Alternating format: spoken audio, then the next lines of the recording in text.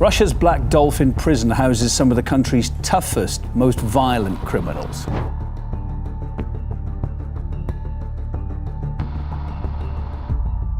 Deep within Russia's frozen landscape lies the notorious Black Dolphin Prison, home to the country's most ruthless criminals.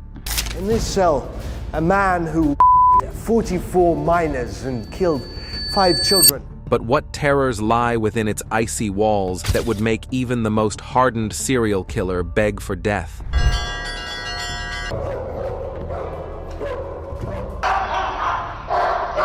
As we also venture into the depths of Russia's Owl Prison, we'll uncover the chilling truth behind the whispers of -50 degrees Celsius and even harsher realities that await those who dare to enter. Black Dolphin Prison. Black Dolphin Prison, officially known as Penal Colony No. 6, is the place where even the most unbreakable criminals meet their match, and their tough facade crumbles into tears. Since its establishment in 1745, this prison has maintained its status as one of Russia's oldest and most enduring institutions, renowned for its consistently severe living conditions that have endured for centuries. Initially constructed to house life-term prisoners with hard labor, the Black Dolphin earned its moniker from a sculpted black dolphin at its entrance, crafted by an inmate. Over time, it transitioned into a high-security prison for the most hardened criminals, maniacs, terrorists, child molesters, and notably, cannibals. This focus on such offenders makes the Black Dolphin uniquely challenging and intensely secure. Inmates are confined to solitary cells within cells, encased in multiple layers of bars and under relentless surveillance, making escape attempts virtually impossible. These cramped cells, measuring just 50 square feet, are shared by 2 inmates who must stand upright until lights out, their every move scrutinized and restricted. Guards perform checks every 15 minutes to ensure strict adherence to this rule, with solitary confinement imposed as punishment for any violations. Adding to the harsh conditions, inmates are served only soup and bread 4 times daily for every meal throughout their lives. This monotony extends to their leisure time, where they are permitted to read books and newspapers or listen to the radio sparingly. The exercise consists of pacing within a secure area, heavily monitored by guards, while any sense of community is strictly forbidden.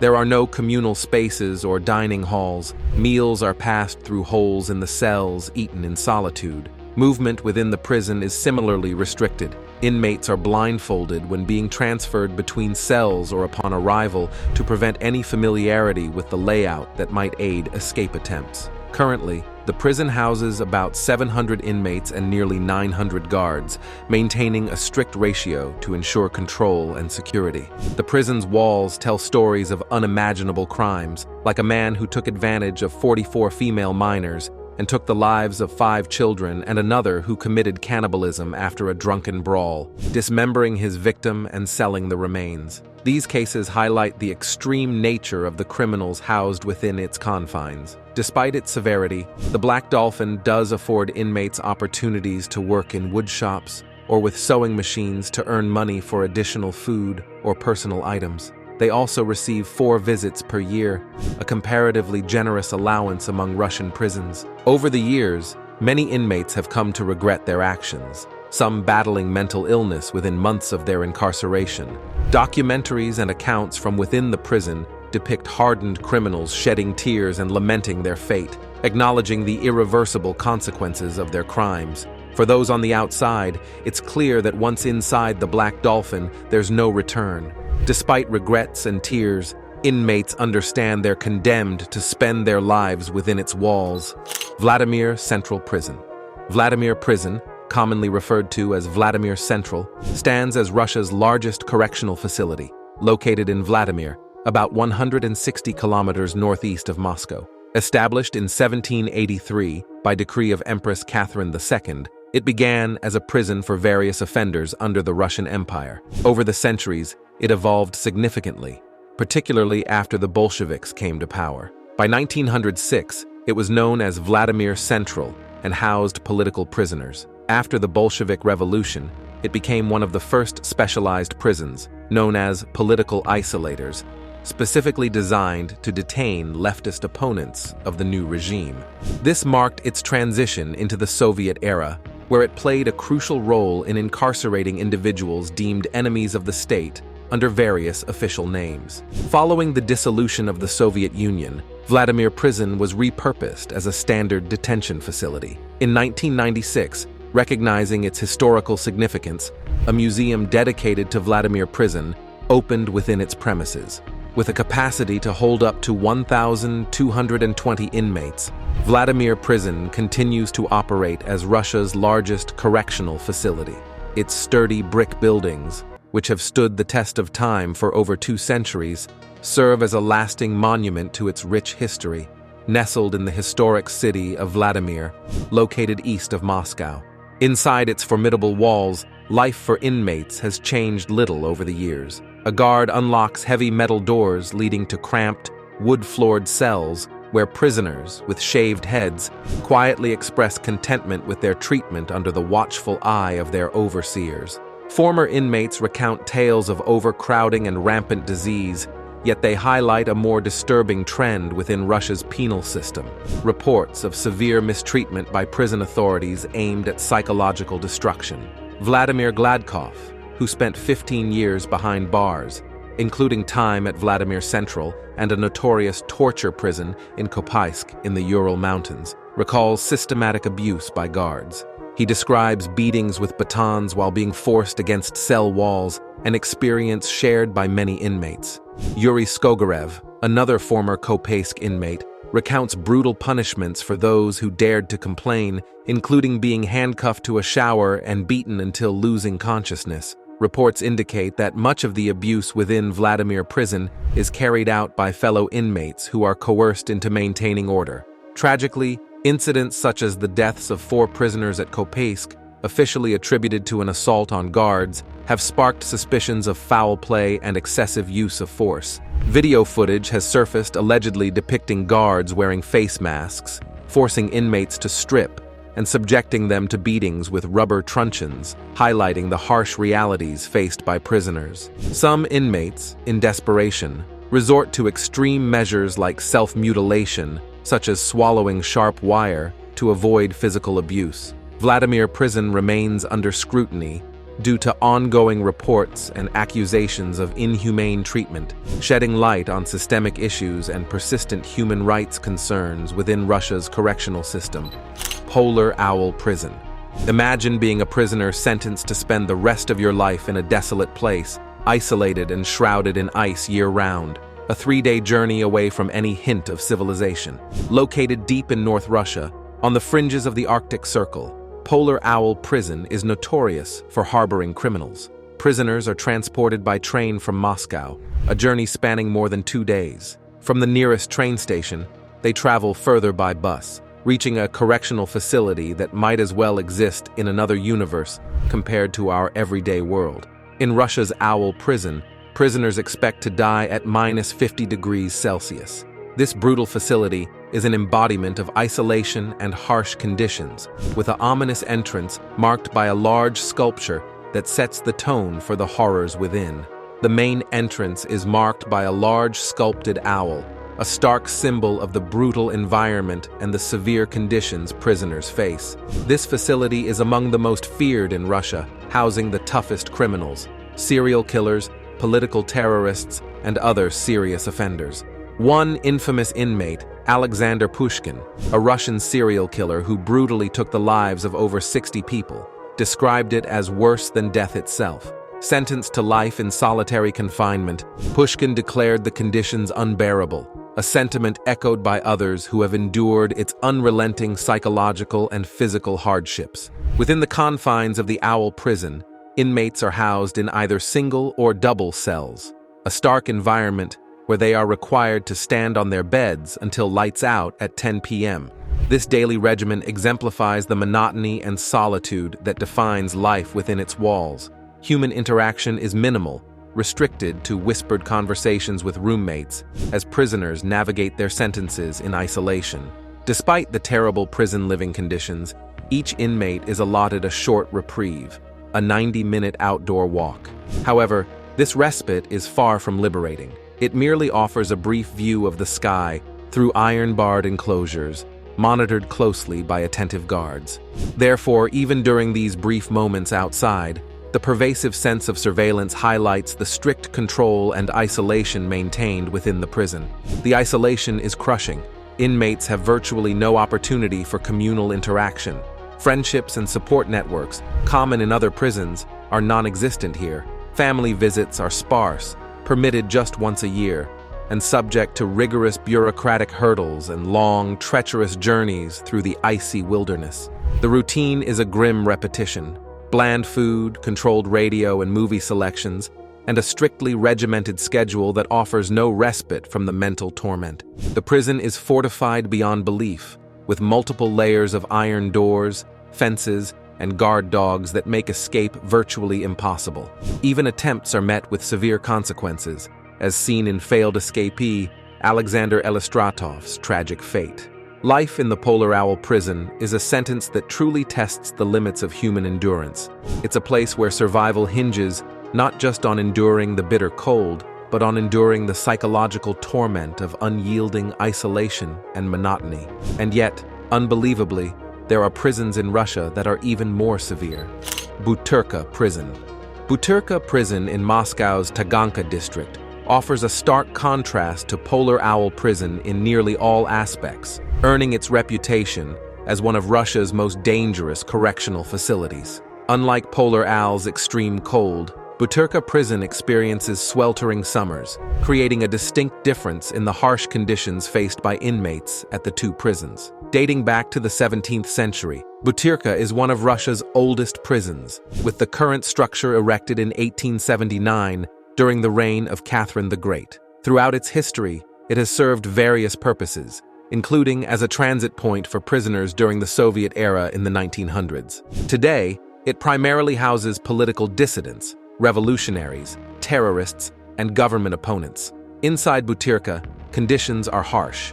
Cells are often overcrowded and cramped, offering little privacy or comfort. Amenities are basic, and daily life is tightly regimented under the watchful eye of guards who enforce strict discipline.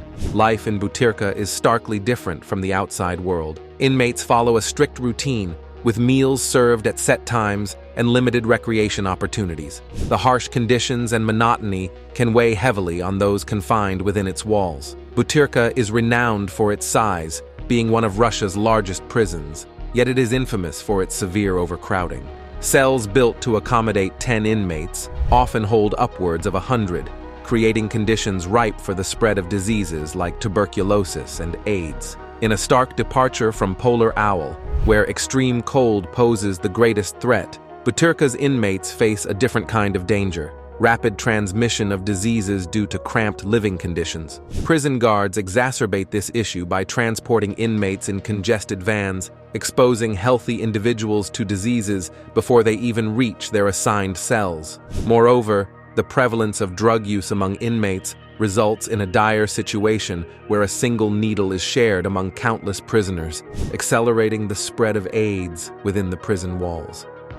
The rampant spread of these diseases raises unsettling questions about the prison's management and its role in exacerbating the inmates' suffering. Inmates in Butika endure conditions that not only punish them for their crimes, but also pose grave risks to their health and survival. The deliberate spread of diseases, whether intentional or through neglect, paints a grim picture of punishment within the prison system, where the consequences of rebellion against the government extend far beyond incarceration. In essence, while its freezing temperatures and psychological isolation characterize Polar Owl, Butika stands out for its sweltering heat and the health hazards posed by overcrowding and disease. Each prison represents a different facet of the harsh realities faced by inmates within Russia's penal system, where survival is often contingent upon enduring extreme conditions and navigating the formidable challenges imposed by confinement. Throughout its history, Butika has played a significant role in Russian society. During the Soviet era, it became a symbol of political repression, incarcerating many intellectuals and activists who challenged the regime. The prison's halls echoed the voices of writers and thinkers whose ideas posed a threat to the established order. White Swan Prison.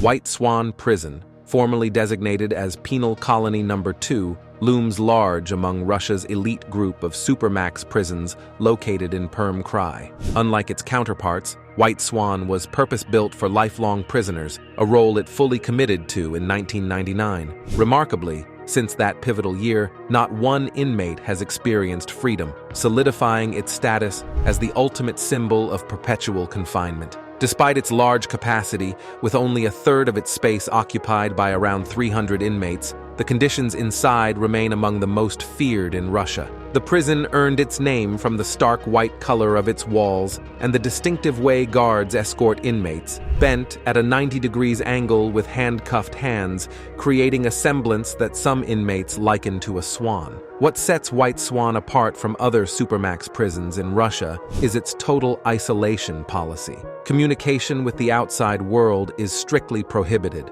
Inmates are denied access to radios or televisions, a level of isolation unparalleled in other facilities. Perhaps most shockingly, inmates are completely barred from receiving visitors. Once within White Swan's confines, inmates bid farewell to all they hold dear, knowing they will never see their loved ones again. The prison's harsh conditions are designed to psychologically break inmates, evident in its rigorous psychological assessments conducted by on-site professionals. These assessments guide the pairing of inmates as roommates to prevent conflicts and manage inmates effectively. Moreover, psychologists are also tasked with attending to inmates whose mental health deteriorates due to the harsh conditions. Although White Swan Prison is known for its strict rules, it does offer inmates some small comforts. Prisoners are allowed a daily 1-hour walk and a weekly 10-minute bath, which are considered small acts of kindness in an otherwise harsh environment. Matroskaya Tishina.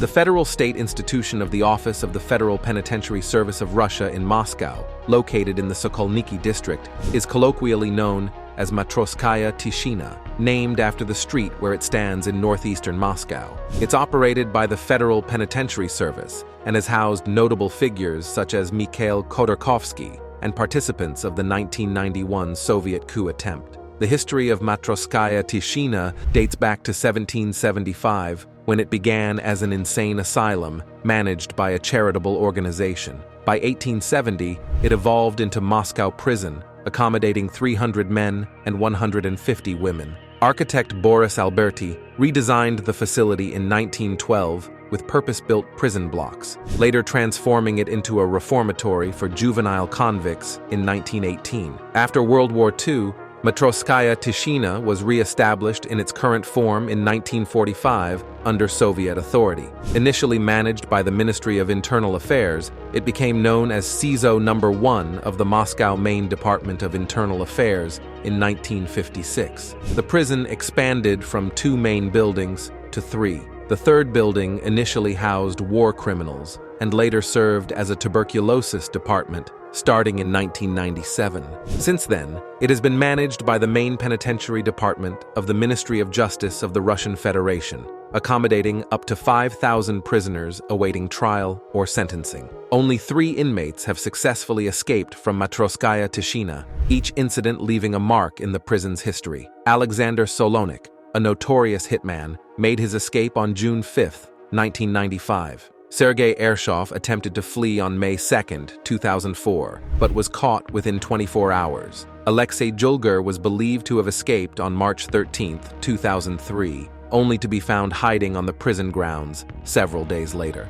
Oleg Topalov orchestrated his escape on May 7, 2013, using a metal spoon to dig through his cell ceiling. He was apprehended the next day in Izmailovsky Park, exposing vulnerabilities in the prison's security measures. Patak Island Prison. Known as the Alcatraz of Russia, Patak Island is notorious for housing the country's most dangerous criminals. In this desolate prison, inmates endure grueling conditions that include spending 22 hours a day locked down in cramped 2-man cells. Visitors are a rare privilege, limited to just 2 per year per inmate, as the prison is surrounded by the icy waters of White Lake, rendering escape futile. In 1517, Saint Cyril of Novozero founded a Russian Orthodox monastery on this island after witnessing what he described as a column of fire striking the land. Following the October Revolution in 1917, the monastery underwent a drastic transformation, becoming a prison to house enemies of the revolution. Through the 1930s and 1940s, it functioned as a penal colony for victims of Joseph Stalin's purges. After Stalin died in 1953, it was repurposed as a conventional prison for dangerous criminals unrelated to political offenses. In 1997, the facility was restructured to exclusively accommodate prisoners serving life sentences and those whose death sentences had been commuted to life following Russia's 1996 moratorium on capital punishment, informally referred to by inmates as Patak. The prison currently houses approximately 193 inmates. Former head guard Vasily Smirnov succinctly described the prison's impenetrable defenses. If they dig, they hit water. If they attempt to swim, the guards will shoot them. Psychologist Svetlana Kiselyova reported that Patak Island has a devastating impact on inmates' mental resilience, stating that the prison breaks individuals, with the initial 9 months being an adaptation period, but extended stays of 3 or 4 years leading to personality deterioration, and 25 years causing extreme psychological damage. In an interview, an inmate detailed the severe conditions at Patak Island, describing it as the most brutal prison environment imaginable, lacking basic amenities like toilets and adequate washing facilities. He recounted spending every moment confined to a cell. He also revealed that upon his arrival, he had advised his wife to divorce him, and they had not met since then. He mentioned that his wife briefly shed tears during their last conversation. Vladimir, another inmate, expressed a similar sentiment, stating that he had accepted his cell as his home and resigned himself to the fact that it would eventually become his tomb. For those who violate the rules, the isolation becomes even more unbearable. Offenders are confined to a small, dark cell for 15 days, furnished with only a metal bucket and a wooden perch. Aside from the extreme isolation, basic facilities like bathrooms are severely limited, contributing to the high incidence of tuberculosis among inmates. During their brief hour-and-a-half of outdoor time each day, prisoners are restricted to pacing in a small outdoor cage. Patak Island stands out even among the world's most notorious prisons for its stringent security measures. While it protects inmates from the violence, rape, and abuse prevalent in less secure facilities, the psychological torment inflicted by Patak Island is enough to break even the most hardened criminals. Lefortovo Prison. Lefortovo Prison was built in Moscow's Lefortovo district in 1881 and was named in honor of François Lefort, a close confidant of Tsar Peter. Lefortovo became infamous as a site of mass executions and brutal interrogations conducted by the secret police. Later, it continued this dark legacy as a prison and interrogation center, specifically designated as an investigative isolator for political prisoners. In 1994, control of the prison shifted to the Ministry of Internal Affairs, followed by a period from 1996 to 2005 under the jurisdiction. The facility is known for its rigorous detention protocols, allowing visits only from legal counsel, with all correspondence monitored by prison authorities. Tucked away in a peaceful neighborhood of eastern Moscow, lined with trees, Lefortovo Prison has a long history of detaining a diverse range of individuals, including spies, political dissidents, writers,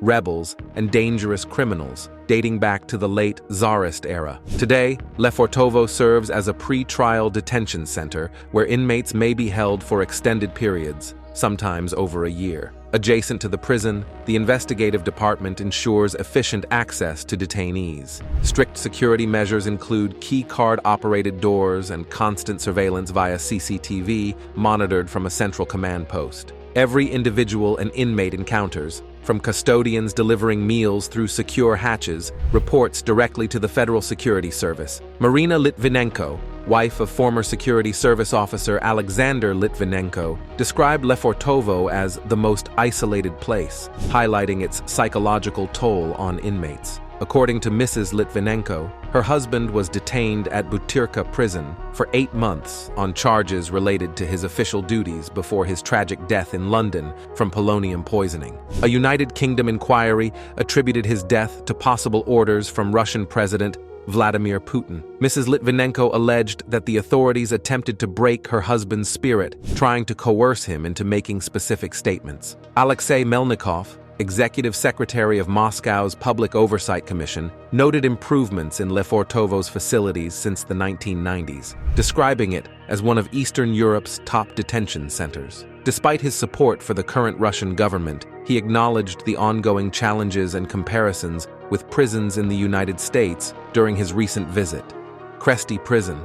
The origins of the prison trace back to the 1730s, when it functioned as Viny Gorodok, a warehouse complex responsible for storing all of St. Petersburg's wine during the reign of Anna Ioannovna. After the Emancipation Reform, which abolished serfdom, there was a substantial rise in the demand for prison facilities. Before these reforms, landowners held serfs in prisons, but afterward, they were detained in state-operated facilities. In 1867, the wine warehouse was converted into a 700-bed prison, featuring separate sections for men and women. The reconstruction was overseen by Vladislav Lvov, chairman of the St. Petersburg Prison Committee. By the turn of the century, the prison proved inadequate for the city's needs. Antony Tomishko, a member of the Russian Academy of Arts and an architect for the Russian State Prison Administration, designed a new city prison. Influenced by German prison systems and inspired by the Philadelphia system, which emphasized observation and isolation,